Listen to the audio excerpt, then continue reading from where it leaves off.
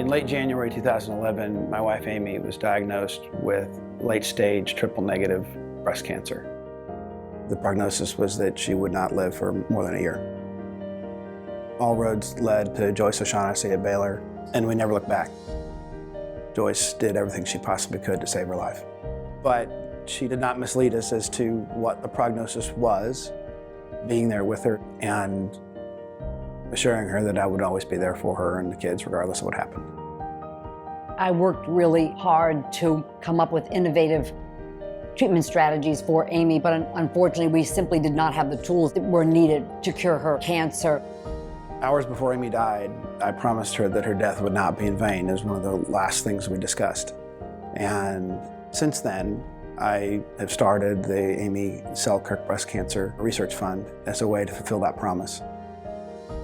With Bruce's help, I put together a research strategy to come up with novel treatment ideas to try to make progress against the cancer Amy had.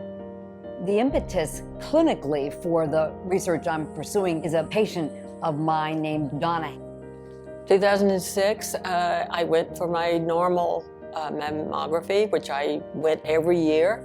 They took a biopsy. It was cancerous. We didn't have much hope. It was just year after year after year of, going through chemo and radiation. You just wonder, when is it going to work? When is it going to work? I was eventually referred to Dr. O'Shaughnessy at Baylor. She was, at that time, heavily pre-treated. She had a lot of chemotherapy, and her cancer was really just not sensitive. It just was not being eradicated. Some of her first words to me were, "We're going to bring out the big guns now."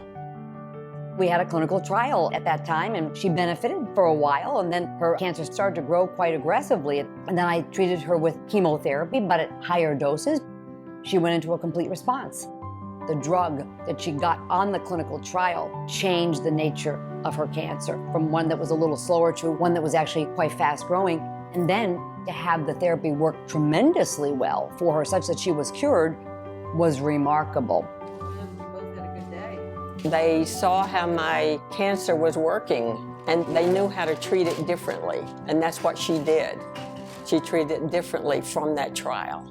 We need to follow up on the success that Donna has had and try to generalize that for other patients and do additional clinical trials with the agent that Donna received, but also other agents like that. And it takes philanthropic dollars for early, innovative, small research studies. So it's really a community of people all working together to move these ideas forward. I'm doing great. I've met my 5 years free and clear.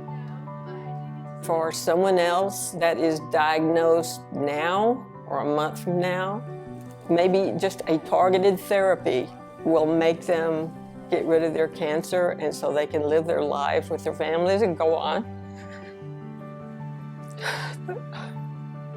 That means the world.